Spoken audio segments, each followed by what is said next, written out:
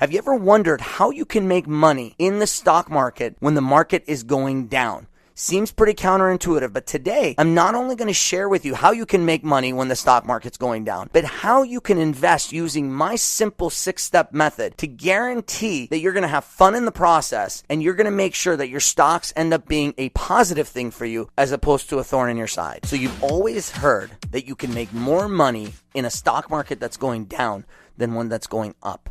But I bet you most of you have no clue how that actually works or how you can take advantage of it.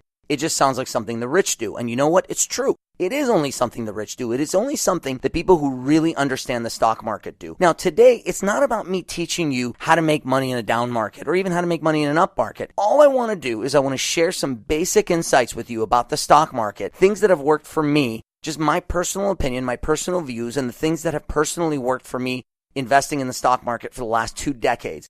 And I want you to take my experiences and put them to use if you wish, or go out there and get further education on this stuff from people who know this and can teach it way better than I can. But I want to give you my basic rules for the stock market. Rule number 1 is I only invest what I can afford to lose.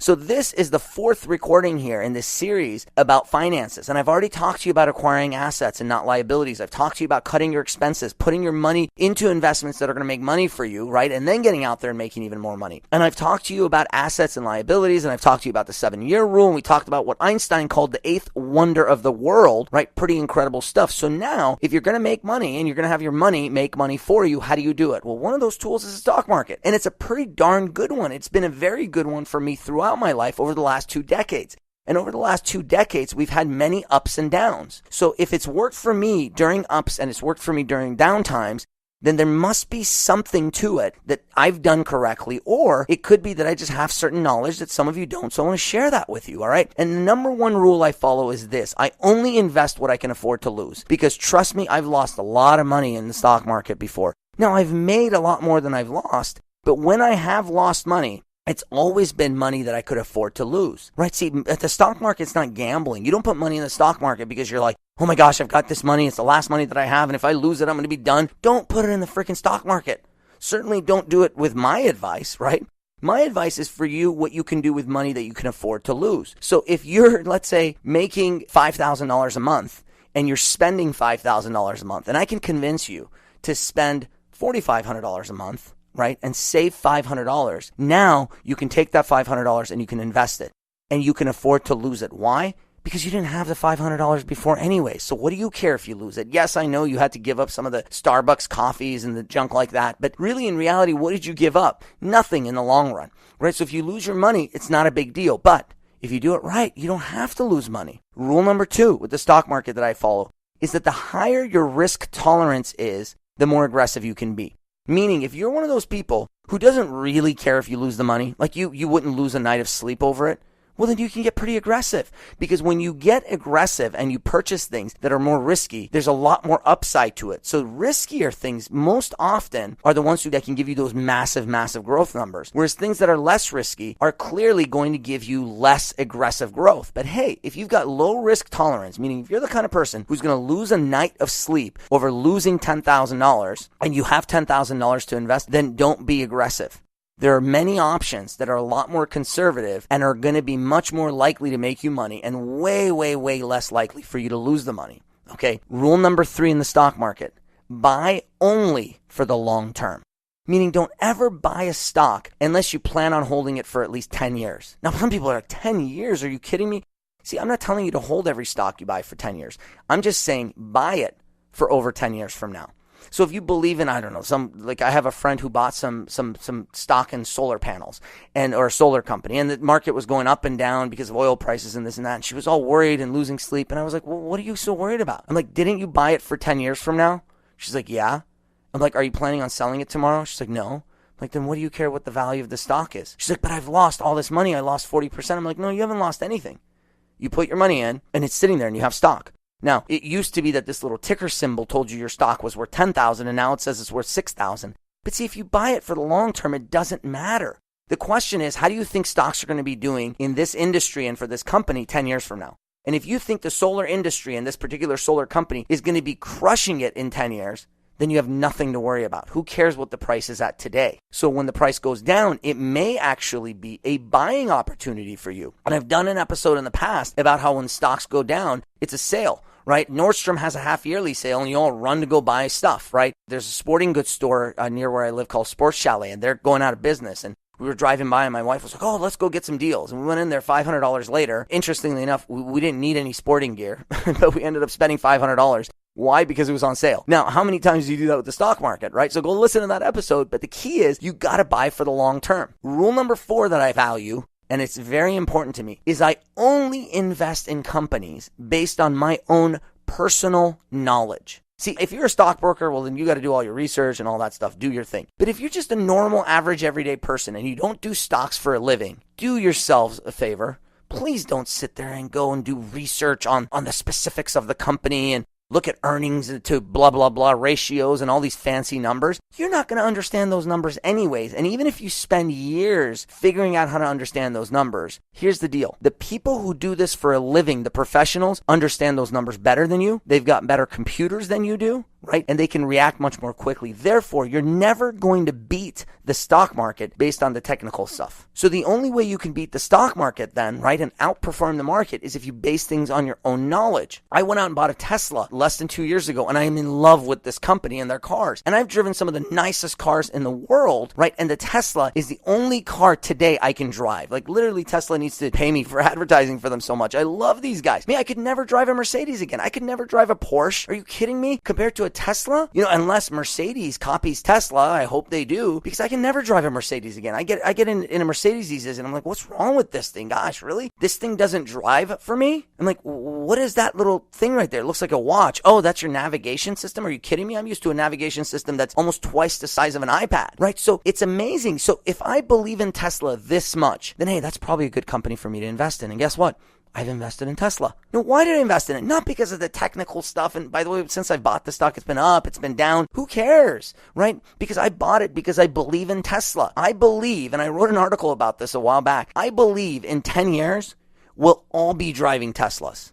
Literally, every single one of us is going to be driving a Tesla. Now, there's a little asterisk there. Your Tesla might be called a Toyota, might be called a Mercedes, might be called a BMW, might be called a Porsche. What I mean when I say we're all going to be driving Teslas is in the same manner that every single one of you today uses an iPhone.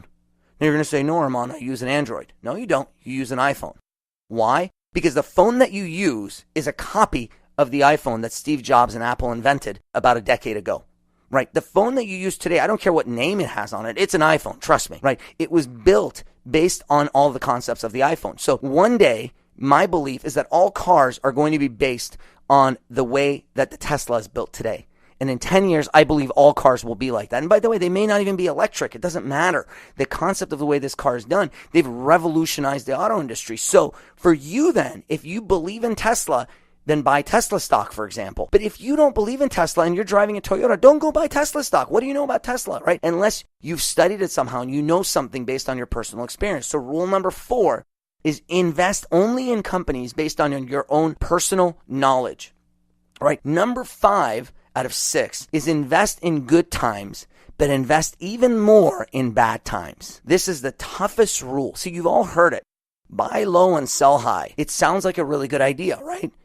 What sounds like a really good idea isn't really all that easy to do. Because remember back in like 2007, 8, man, the market was just getting crushed. It was plummeting. And every day, you'd have these things that people are like, end of the stock exchange, markets collapse. And there's these scary news stories. And no one dared touch the stock market in those days, right? Except for a select few people, right? And I was smart enough at that time to invest. And so the stocks kept going down. My wife was like, oh my gosh, the stock you bought yesterday is down by 30%. And I was like, it doesn't matter. I'm buying it for 10 years or more from now. And guess what? Now it's been almost 10 years and those same stocks have doubled, tripled, quadrupled. Some have gone up by 1,000%. I mean, ridiculous numbers. Why? Because we purchased them in bad times. Right. Now, can you invest in good times? Certainly you can invest in good times as well, right? But the key is, again, to focus on the things that you know and you have personal knowledge of. And finally, the 6th rule is this: make use of leverage if you have the risk tolerance. What is leverage? So when you buy stocks,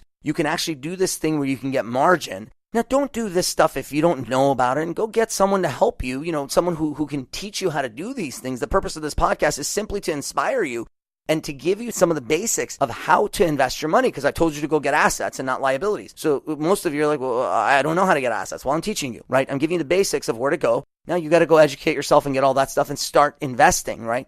But making the use of leverage is you can actually get margin. So what you can do is, let's say you have $100 to invest, you can actually buy $200 worth of stock. And if the stock goes up, guess what? You make twice as much money.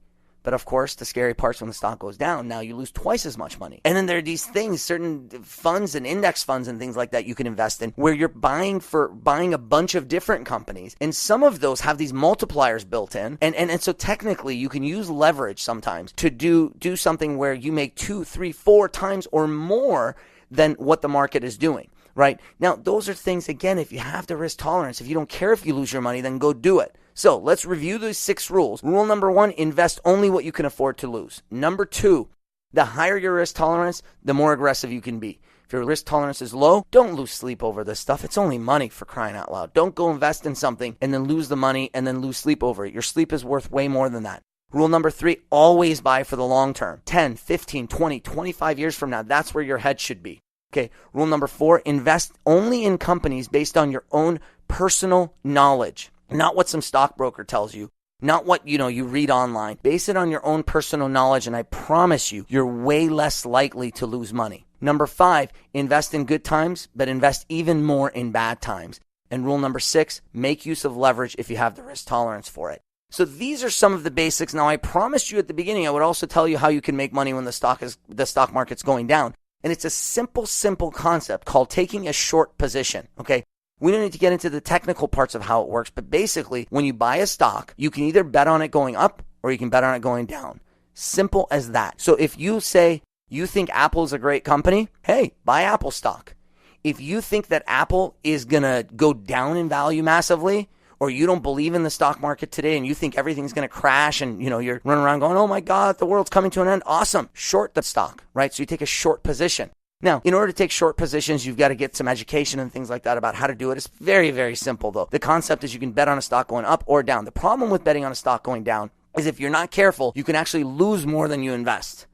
And I'm not going to get into the details of it, but that's sort of the scary part, is you can actually, if you invest $100, technically you could lose more than $100. Now, most of these firms that you would invest with, like E-Trade or Fidelity or whoever, they're not going to let you lose more than your money, but you technically could. So the key is this. If you think the market is good, you think the world is headed in the right direction right now, go buy some stock. But if you think the world is not headed in the right direction, you're like, oh my gosh, our economy is going to fall apart and this industry sucks and this company sucks, great. Don't go around being sad and saying, oh, boo-hoo, the world's coming to an end. Instead, go short some stocks, right? And I love this because for certain people, and there are people in my personal life who are like this, we're always talking about how the world's coming to an end. And it's like they always talk about us, oh, we're about to go into a recession or we are in a recession. And good times or bad, they're always complaining about the economy. So now they can't complain anymore. Because when they tell me they think the market's going to crash, I'm like, dude, awesome. Go buy some stock, but short positions. And they're like, what? I'm like, yeah, well, if you think it's going to crash, then go short some stocks. And they're like, well, I don't know when it's... Okay, well, then never mind, right? The key to all of this is you're not trying to time the market. Timing the market is the craziest thing to do.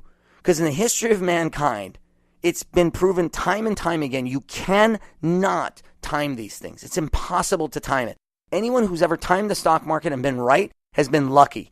Guarantee you. And eventually they're going to be wrong. And when they're wrong, man, let me tell you. Because the thing with the stock market is timing isn't even possible. Because there's so many different factors involved in the stock market that anytime you try to time it, you're going to get your butt kicked. So invest only what you can afford. If you have high risk tolerance, take big risks. If you don't take the big risks. Buy always for the long term. Invest in companies based on your own personal knowledge. Invest in good times, but even more in bad times. And make use of leverage. That, my friends, is what I'm going to share with you about the stock market. It's the way that I've been investing for nearly 2 decades, and I've had very good success. But again, get out there, educate yourself on this stuff. But the most important thing is stop blowing your money on junk and instead put it into assets. And these stocks are often pretty great assets, all right? Love you guys. Get out there, put your money to good use, buy yourself some assets, play around with the stock market a little bit, and always lead with your heart.